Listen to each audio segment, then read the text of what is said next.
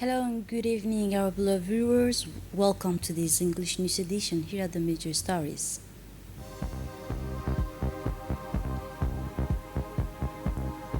The President of the Republic participated in the 35th Ordinary Session of the Forum of Head of State and Government.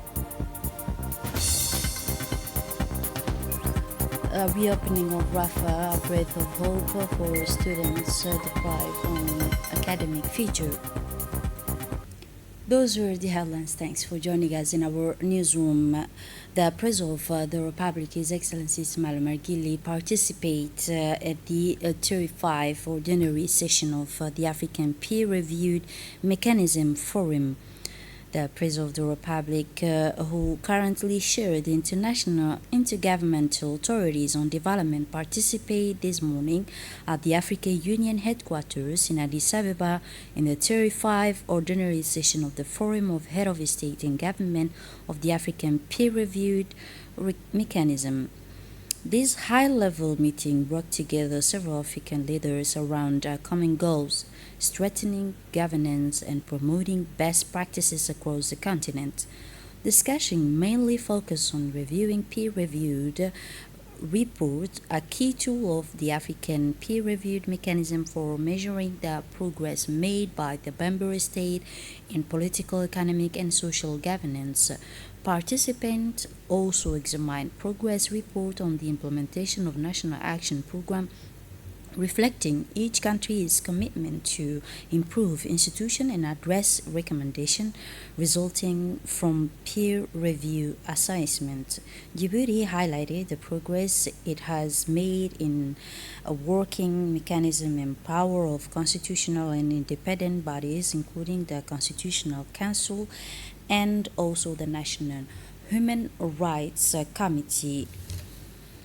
The presidency handover at the forum, the ordinary session of the APRM forum witnessed a key moment with the ceremonial handover of the presidency from Algeria to Uganda. After Algeria led the forum during the previous term, the responsibility was transferred to Uganda. This transition reflects the continuity and vitality of the mechanism based on participatory governance and the collective commitment of member states to enhance transparency and improve political, economic, and social practices across Africa. The ceremony highlighted, alongside the leadership change, the shared will of African countries to strengthen cooperation and consolidate the gains of this mechanism. The statement by the African Union chairperson Mahmoud Ali Yusuf, the chairperson of the African Union Commission, commended Algeria for the leadership it exercised during its term at the helm of the African Peer Review Mechanism Forum, highlighting its contribution to strengthen governance and transparency across the continent. He congratulated Uganda on assuming the presidency of forum, noting that this transition reflects the continuity and institutional maturity of the APRM based on participatory governance and the collective commitment of member states. The chairperson reaffirmed the African Union's commitment to supporting the implementation of recommendations arising from peer-reviewed process in order to promote good governance, democracy, and sustainable development in line with Agenda 2063. Let me reiterate, he said, the African Union Commission's commitment to support the forum, assisting the member state in implementing the reform and strengthening this mechanism as a central tool for institutional and social transformation on our continent. In turn, the President of the Republic, His Excellency Ismail in his speech, the President of the Republic expressed his satisfaction at the participating in the 35th Ordinary Session of the African Peer-Reviewed Mechanism. Let's listen for more detail. C'est avec joie que je prends la parole à cette 35e session ordinaire du MAEB. Cette rencontre témoigne de notre volonté collective de poursuivre l'édification d'une gouvernance africaine. It is with joy that I participate in this 35th ordinary session of the APRM. This meeting testifies to our collective will to continue building effective African governance with consistency, determination, and responsibility.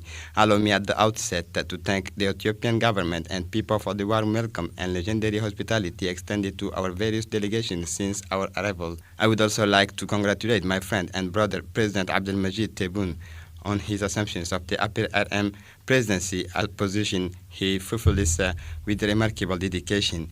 We express our confidence in him and reiterate our full and unwavering support. Mr. President, ladies and gentlemen, it is with immense pleasure that I share with you the highlights of the results of the implementations of the National Action Program within the APRM process across the 4 governance areas. First, regarding standards and code, the Republic of Djibouti is a signatory to numerous agreements at the regional, continental, and international levels, including the AFCTA agreement ratified by my countries in 2022, which aims to promote regional integration and trade among the countries of our continent. My country's achievements in terms of democracy and political governance are significant, particularly with regard to respect for human rights and the consolidation of the rule of law. Indeed, the Djiboutian Parliament fully exercises its prerogative with the executive branch as well as in overseeing government actions and drafting legislation. Similarly, the judiciary operates freely and independently. Furthermore, within the framework of a strengthening constitutional provision, significant progress is being made, notably through the consolidation of democracy and the strengthening of the legal framework. Similarly, the operational capacity of bodies such as Constitutional Council, the Ombudsman, and the National Human Rights Commissions, and the Independent National Commissions for the Prevention and Fight Against Corruption has been significantly strengthened. Djibouti has also developed and implemented policies and strategies to promote greater inclusion of vulnerable groups such as women, girls, and people with special needs. It is with this in mind that Djibouti ensured the prohibitions of female genital mutilation in its constitutions of November 9, 2025. Finally, the decentralization process launched a few years ago is showing encouraging results with greater autonomy granted to the regions in terms of human and financial resources. This process is accompanied by the development of strategic infrastructure, particularly ports and roads.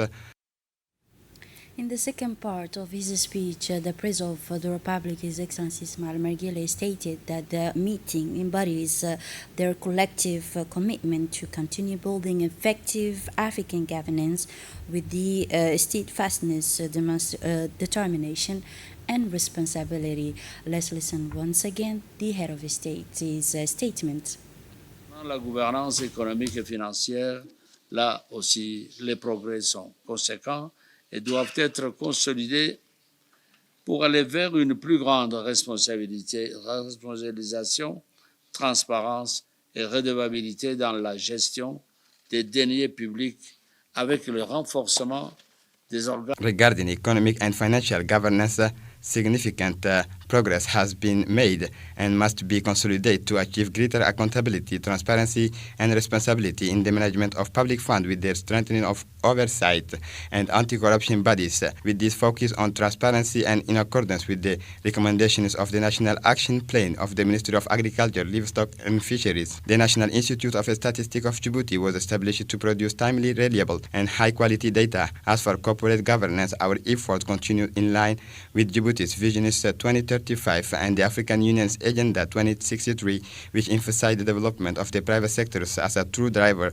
of wealth and employment. It is in this spirit that numerous reforms has been undertaken to make the business climate more attractive to investors at the national, regional, and international levels through the establishment of a one-stop shop to the modernization of the regulatory framework and procedure. Finally, regarding the socio-economic and sustainable development axis, we note with satisfaction the major progress made, particularly in the development of human capital, social social protection and the promotion of inclusive and sustainable growth aimed at reducing poverty and inequality with the goal of generating a just, cohesive, and sustainable society. In this regard, access to basic social services has been significantly strengthened. Similarly, Djibouti remains strongly committed to the fight against climate change, as demonstrated by the successful transitions to renewable energy, notably through the interconnections with hydroelectric power from Ethiopia, complemented by wind and solar energy. For now, more than ever, environmental protection and sustainable development are critical pillars for any action aimed at socio-economic development. Mr. President, in this report presenting the result of the implementation of National Action Plan that Djibouti is submitting today, certain strategic issues have been identified and added to be taken into account in the development of the next NAP, particularly in sectors such as youth, housing, and migration. Furthermore, Djibouti has revised and strengthened the legal framework governing the organization and operation of the National Agriculture and Rural Development Mechanism at the national level in order to integrate the fifth dimensions of the mechanism related to the state resilience to shocks and disasters. Thank you for your attention. A bilateral meeting with the UN Secretary General was held on the sidelines of the 35 ordinary session of the APRM Forum. President of the Republic held talks with the UN Secretary General Antonio Guterres. This meeting allowed both leaders to exchange views on key regional and international issues, as well as the challenges facing the Horn of Africa.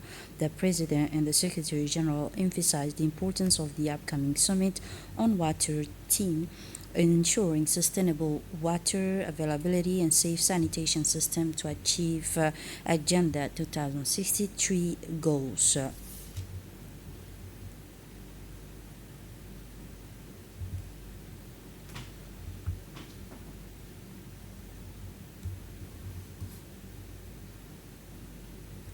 A National Solidarity Week in Holhol village visit.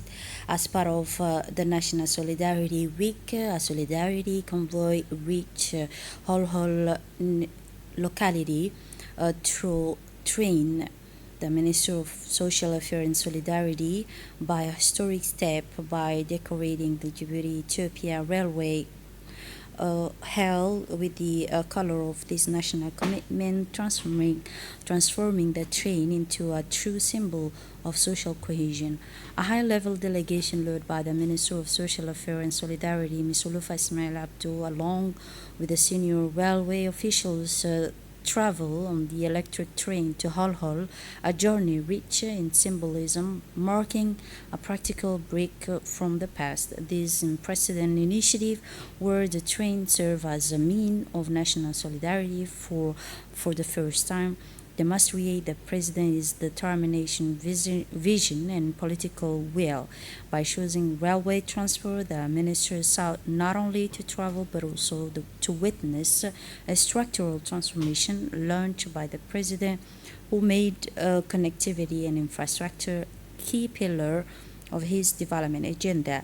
The new train, a product of continuous effort by the President of the Republic, will provide a world-class infrastructure and has revolutionized the life of Holhol residents by reducing the journey, which previously took about 2 hours by road, to just 25 minutes in comfort and safety.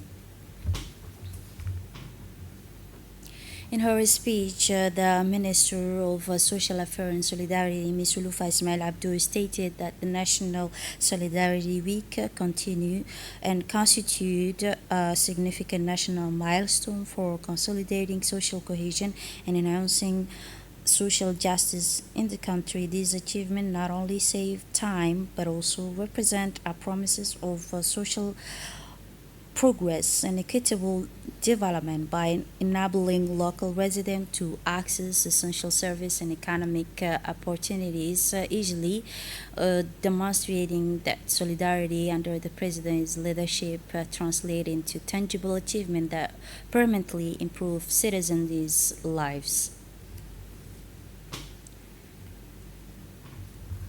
Indeed, a meeting with Holhol residents, the visit to Holhol neighborhood on Thursday, February 12, brought together the national authorities and local communities under the ministry's supervision is strengthening dialogue between the state and citizens. A high-level delegation include the Prefect of Ali Sabih region, Abdul Malik Mohammed Benoita, the regional president, Sharmaki Hassan Alali, the local parliamentarians, senior official from the Ministry of Social Affairs and Solidarity and Djibouti Agency for Social Development, the infrastructure officials, including General Director of Djibouti Railways, Director of Djibouti Ethiopia Railway, Yusuf Jama, attend this visit meeting. The local residents participate actively alongside elders and community leaders, renewing trust between the administration and local communities and highlighting the success of social vulnerability reduction policies. The event featured intervention by women benefiting from social program. Leaders from Solidarity and Community Management Committee shared the success stories that transform their lives. They expressed heartfelt gratitude to the minister for her field visit, reviewing its tangible evidence of government's determination to leave no citizens behind.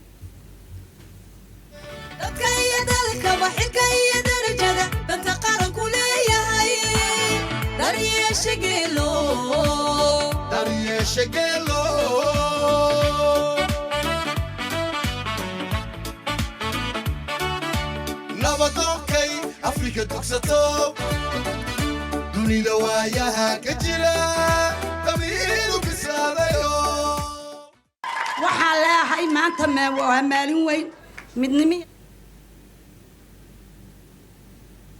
In all the different speeches, the parliamentarian representative Deputy Mahabe take the floor.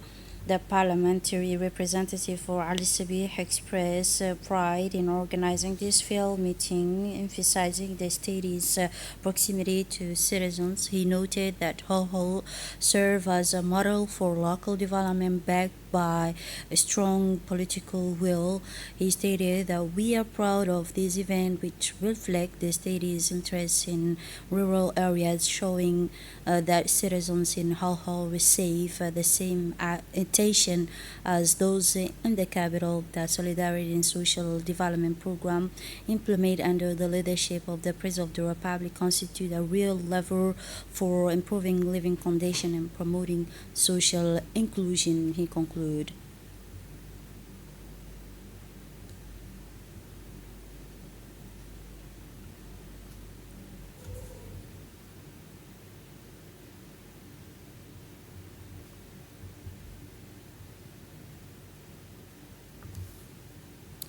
Indeed, the Ali Sabih Regional Council President Sharmaki Hassan Alale stressed that the ministry's visit to Holhol is a major step towards strengthening local development and consolidating the policy of proximity to citizens. He added that we renewed our commitment to support all initiatives aimed at empowering local communities and enhancing their participation in the development process in Holhol that became a model for the development and social integration. For his part, the Prefect of Ali Sabih region said that this program will continue to support initiative and promote social justice and balance the development, ensuring the sustainability and positive impact of this project. And now the groundbreaking ceremony for the Grand Market in Holhol. Following the meeting with the resident of Holhol, the Minister of Social Affairs and Solidarity, Ms. Ulufa Ismail Abdu, accompanied by local authorities, parliamentarians, and officials from Djibouti Agency for Social Development, laid the foundation stone for the future Grand Market in Holhol.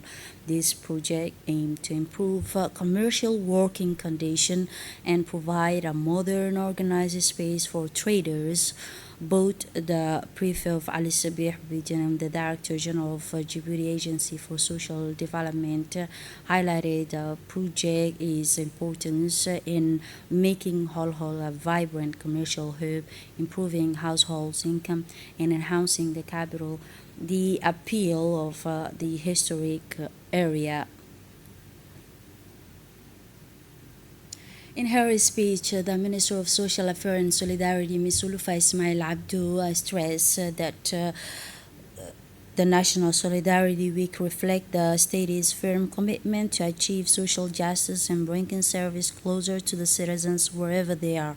This unprecedented initiative, where this grand market will serve as a means of national solidarity for the first time, demonstrating the President's modernizing vision and political will, she concluded. The private sector organized a ceremony to support the president at the People's Palace. Under the supervision of the State Secretariat in charge of investment and private sector development, the private sector organized a major ceremony this morning at the People's Palace to support the President of the Republic. This significant event gathered numerous economic actors, business leaders, company directors, institutional partners, and representatives of professional organizations to reaffirm their commitment to stability, economic growth, and the vision of the head of the state. The event began early in the morning with a grand march honoring the candidate, reflecting the mobilization and cohesion of the private sector around his goals and agenda. In a spirit of enthusiasm and commitment, participants expressed their support through a message of encouragement, public testimonial, and official statement. Representatives of the private sector praised the effort to improve the business climate, strengthen investment, and enhance public-private partnership and also emphasizing their readiness to support and reform aimed at the boosting competitiveness, innovation, and job creation. In his speech, Abdurrahman Ahmed Taha, CEO of Abu Ahmed Group, states on this occasion, "We are honored to represent Abu Ahmed Foundation alongside with the private sector and investors to express with one voice our support for the construction and development process."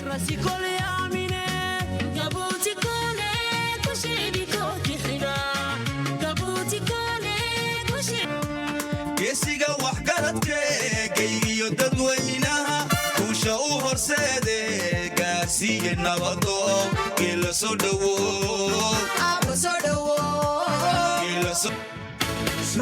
cumar gele barkan ashaabirida yaa badan hikam rajaan winta alamal naxnu macaak fi يشرفنا عظيم الشرف. In a statement, the CEO Abu Ahmed Group stated on this occasion, "We are very honored to represent the Abu Ahmed Foundation alongside with private sector and investors to express with one voice our support for the construction and development process led by His Excellency the President of the Republic." He also added that the Republic of Djibouti, under his enlightened leadership, has activated great accomplishment and undergone historic transformation that have made it a model of security, stability, and peace, both regional and international. At the conclusion, he stated that Abu Ahmed Foundation, we consider ourselves as an integral part of the national economic fabric. Together with investors and representatives of the private sector, we are convinced that continuity is the key to building and development of the collective works, is the surest path to a more prosperous future for our country, he said.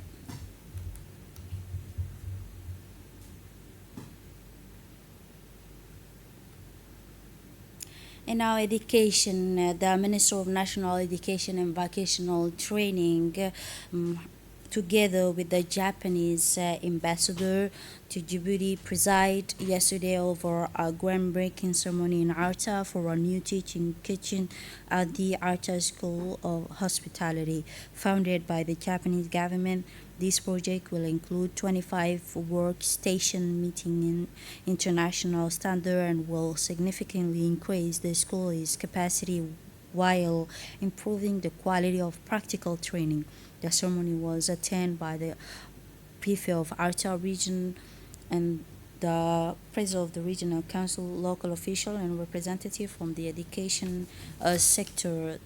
The prefect of Arta region emphasized that this new infrastructure will enhance the reputation of Arta Hospitality School and contribute to the social and economic development of the region. Through this expansion project, the Ministry of National Education and Vocational Training demonstrates its commitment to modernizing technical and vocational institutions, improving youth employment opportunities, and meeting the growing need of hospitality and tourism sector, which is strategic for diversifying the national economy.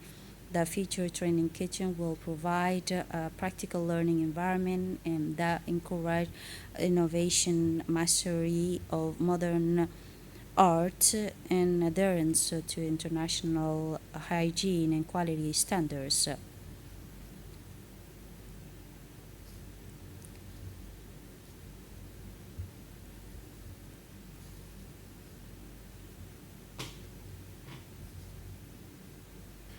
C'est un grand honneur.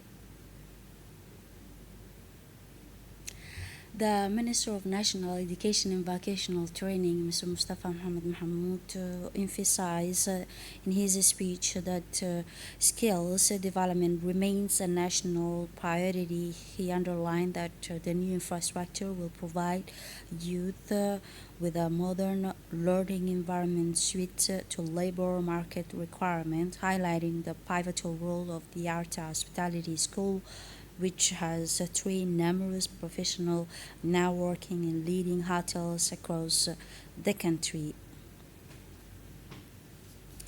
An official reception by the Kuwait ambassador. The ambassador of the state of Kuwait to Djibouti hosted an official reception at the Sheraton Hotel last Thursday evening on the occasion of 65 National Day and the 35 Liberation Day. The ceremony was attended by the Minister of Islamic Affairs and Endowment, Momin Hassan Bouré, representing the government of Djibouti, the Minister of Higher Education and Research, Dr. Nabil Ahmed, also attend alongside the credit ambassador in Djibouti, led by the diplomatic corps, ambassador of Yemen to Djibouti, and many other officials. This annual event showcased the strong historical and fraternal ties and cooperation between Djibouti and Kuwait. The ceremony began with the national anthem of both countries in an atmosphere of fraternity, mutual respect, and warm congratulation. The occasion serves annually as a distinguished opportunity to reaffirm the quality of bilateral partnership and strengthen the bonds of friendship and cooperation between the two countries. In his speech, the Kuwait ambassador in Djibouti praised the strong fraternal relation between the two countries based on respect, cooperation, and coordination, which have witnessed development and progress across various fields.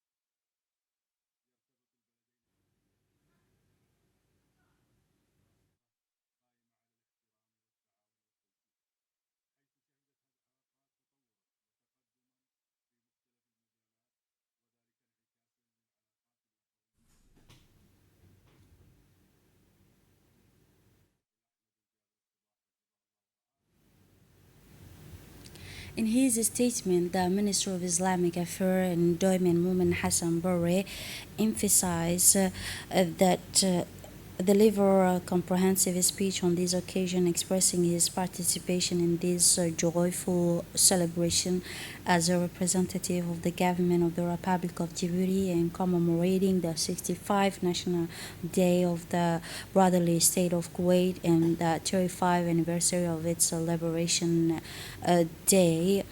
He praised the strong fraternal relation between the two countries based on mutual understanding and coordination, which have witnessed the development and progress of the two countries across various fields, he concluded.